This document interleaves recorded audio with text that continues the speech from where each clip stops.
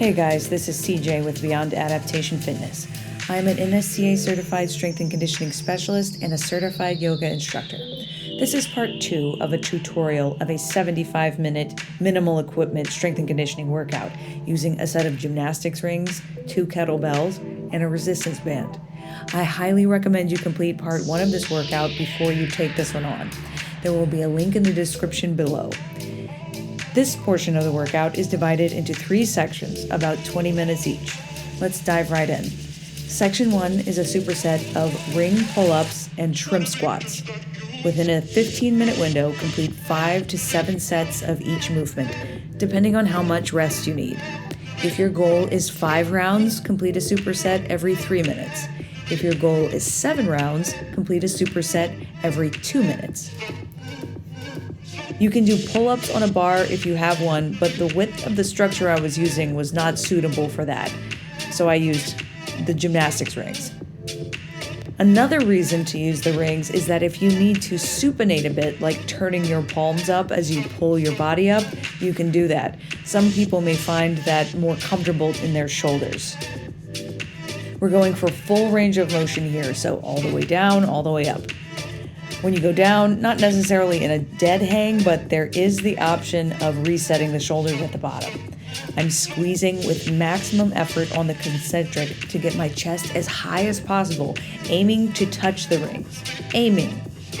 I don't always make it, but by challenging the edges of my strength, I'm able to initiate adaptations that will hopefully one day make this less challenging.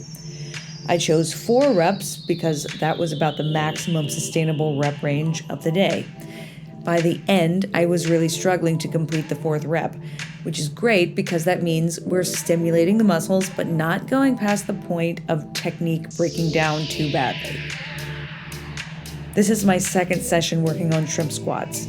And if you watch the first session, you will see this is a significant improvement, which was really surprising to me because it usually takes a lot longer to make real progress in high-skill movements.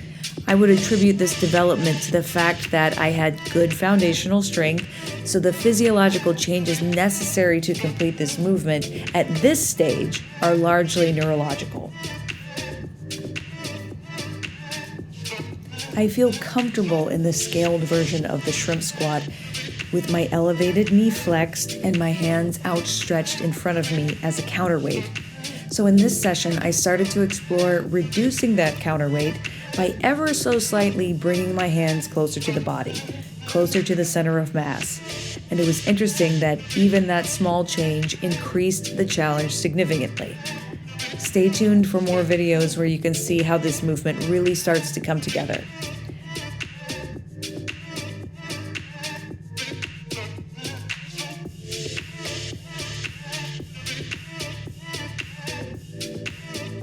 Section 2 is a superset of ring dips and split tuck jumps. Just as in Section 1, take about 15 minutes to complete 5 to 7 rounds, depending on how much rest you need to successfully complete your desired number of reps. I had designs to complete these ring dips unassisted, and if you watch some of my other videos, you will see that I can do this, but on this day, it was clear that the muscles activated in this movement were not fully recovered from a previous workout, so I needed to put my pride aside and change the game plan. I grabbed a resistance band, looped it around the rings, and did a scaled version of the ring dips. By doing this, I was able to do a higher volume of reps per set and increase the range of motion in the movement, which reinforces the necessary movement patterns and stimulates muscle growth. So there was no wasted time here. I completed 10 reps per set, and this was appropriate because by the last set of ring dips, I was achieving the sensation that I wanted. I was at failure. Split tuck jumps are a fairly advanced move for people who maybe haven't done plyometrics training in a while. So if this gives you pause, I would recommend either alternating jumping lunges or single leg tuck jumps to get you back in the swing of things. The reps are low because I'm trying to stay as explosive as possible using that phosphocreatine system that usually lasts less than 10 seconds. The objective here is to jump as high as I can, get the knees high, and contact my feet with the body if possible. And then, this is very important, land softly, absorbing that force, training that eccentric motion to decelerate the body. Section 3 is a superset of ring rows and double kettlebell thrusters. The instructions are the same here as before. Take about 15 minutes to complete 5 to 7 rounds. I did 6 rounds of 10 ring rows and 10 thrusters. This is the moment in the workout where I had to dig really deep, like psychologically. I was rather fatigued by this point, but I wanted to complete the workout with something snappy to get my heart rate up a bit and really feel like I was done for the day. Neither one of these movements are particularly difficult if you have some experience doing them. If not to worry, they are very easy to scale. For the ring rows, you can stand as upright as you need to reduce the resistance. No matter what position you choose, it's important to maintain a rigid plank position as best you can, so no sway or dip in the back. The pivot point is the heels of your feet. I have seen some people do this with their knees bent, but I've never done it that way, so I can't speak to whether that is easier or harder. Also, the pulling action originates in the back, not the shoulders. Tension in the core and glutes from the plank will make this easier, so coordination of the entire body is necessary to make this movement work. Thrusters are nobody's favorite movement because they really fatigue the system. That's why I'm saving them for last as a finishing exercise. Thrusters are a front squat and a push press that are completed in one fluid movement. You also need to be able to clean and rack the kettlebells to start.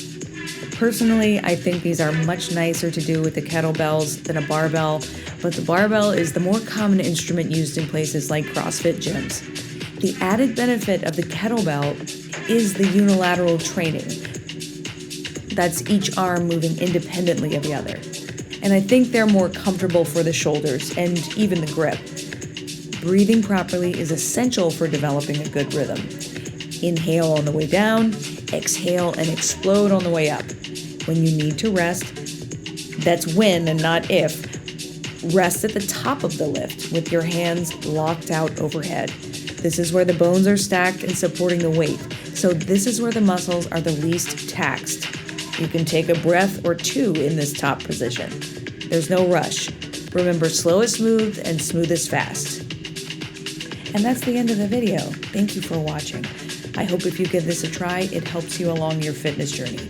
If you like this video, please hit the like button and consider subscribing to my channel, Beyond Adaptation Fitness, for more workout videos and tips. See you next time.